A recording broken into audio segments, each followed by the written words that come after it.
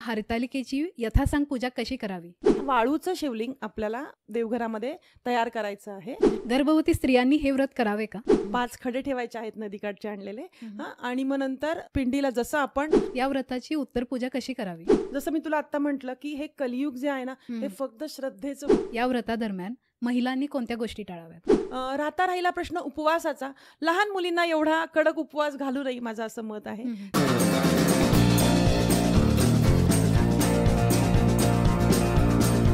नमस्कार उहापोह मंडळी, मी प्रिया पाटील तुमचे बाप्पा स्पेशल सिरीजमध्ये स्वागत करते.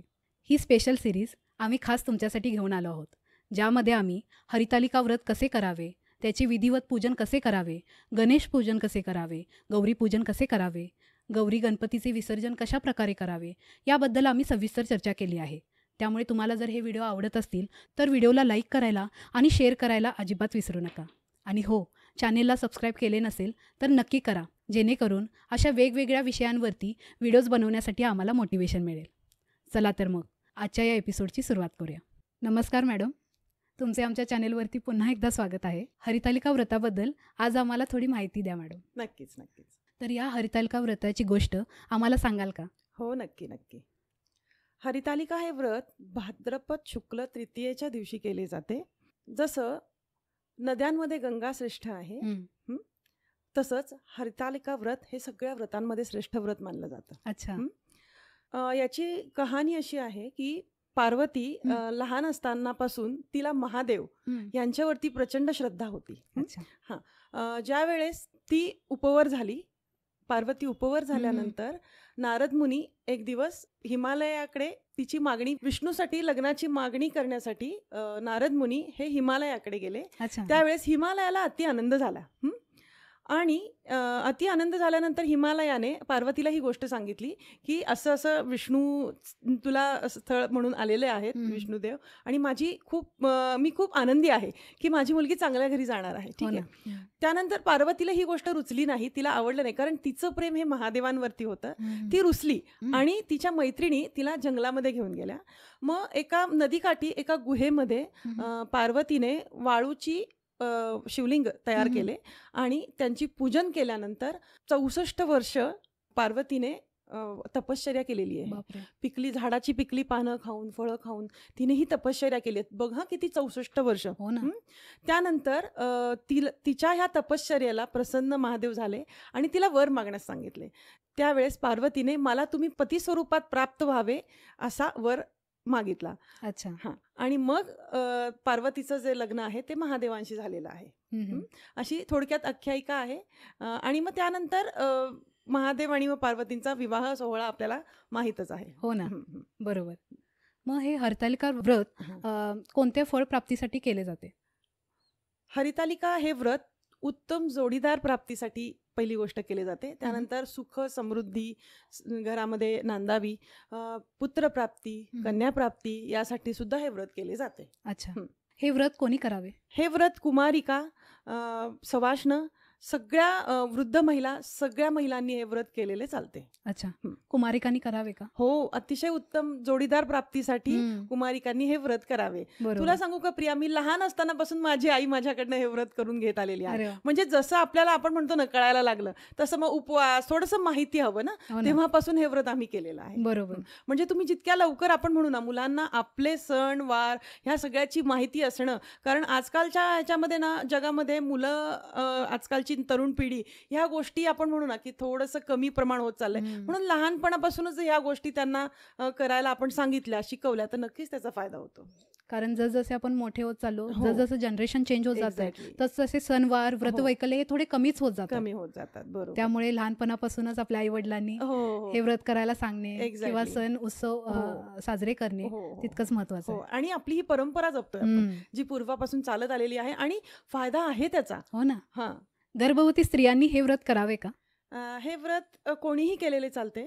फक्त कसं आहे ना की गर्भवती स्त्रियांनी त्यांना सोसवेल असाच उपवास करावा आणि हा शेवटी प्रिया तुला सांगू का श्रद्धेचा भाग आहे. श्रद्धेने तू मनापासून पूजा केलीस आणि असं काही नाहीये की त्याला उपवास अगदी कडकच करायला हवे. जसं मी तुला आत्ता म्हटलं की हे कलियुग जे आहे ना, हे फक्त श्रद्धेचं आपण म्हणू ना श्रद्धेचं फळ देणार आहे. त्यामुळे तुम्ही जितकं मनापासून एखादं व्रत कराल ना, त्याचा नक्कीच तुम्हाला फायदा होणार आहे. आणि असं कुठेही सांगितलं नाहीये की तुम्हाला त्रास होईल असं तुम्ही करा. करा. हां, बरोबर. तुम्ही तुमच्या जीवाला सांभाळून आणि कारण 2 जीवाची असते आई, हो ना. त्यामुळे तिने हे कडक उपवास करणं वगैरे करू नये. बरं, आता जे काही लोक कडक उपवास करतात, मग त्यांचं काय? तर त्यांना फळ मिळणारच आहे ना. चांगलं. शेवटी मी म्हटलं तसं प्रत्येकाचा हा श्रद्धेचा भाग आहे.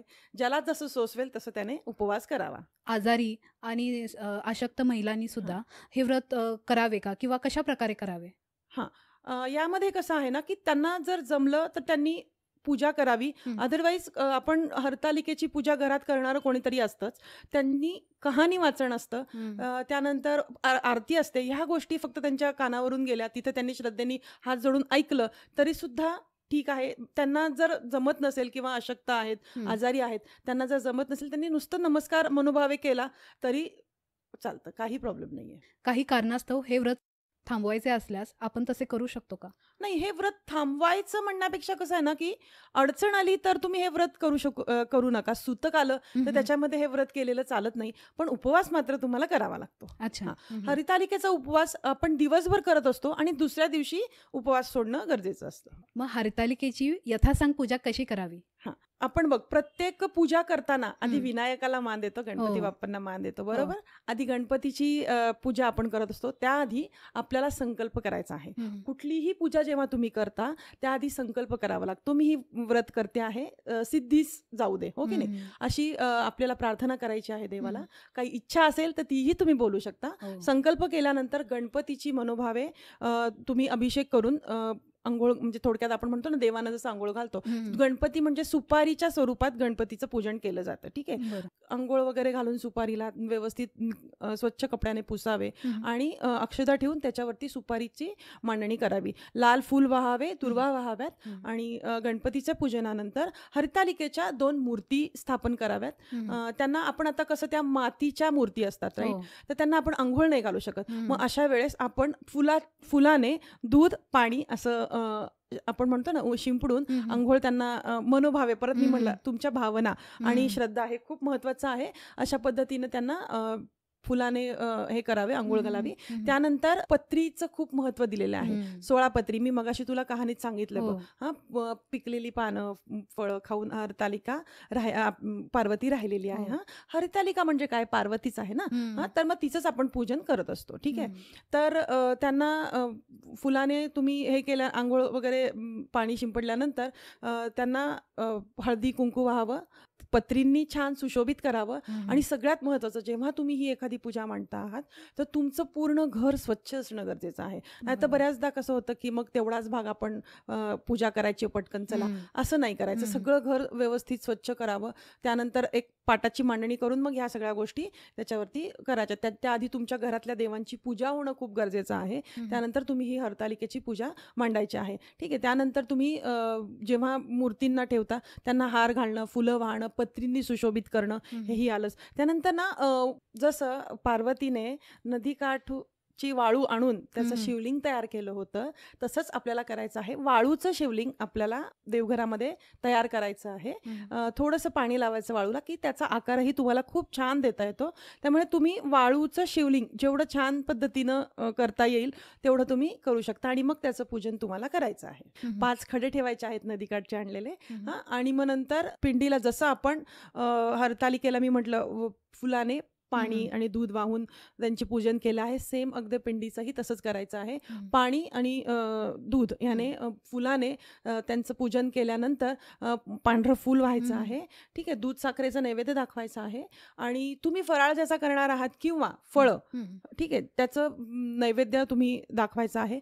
त्यानंतर हरितालिकेची कहाणी वाचायची आहे आणि जेवढं छान सुशोभित करता येईल तुम्हाला तेवढं छान सुशोभित सगळे प्रकारची फुलं, पानं, पत्रींचं सगळं तुम्ही डेकोरेट करू शकता छान. वाहनं खूप महत्त्वाचं आहे सगळ्यावरती.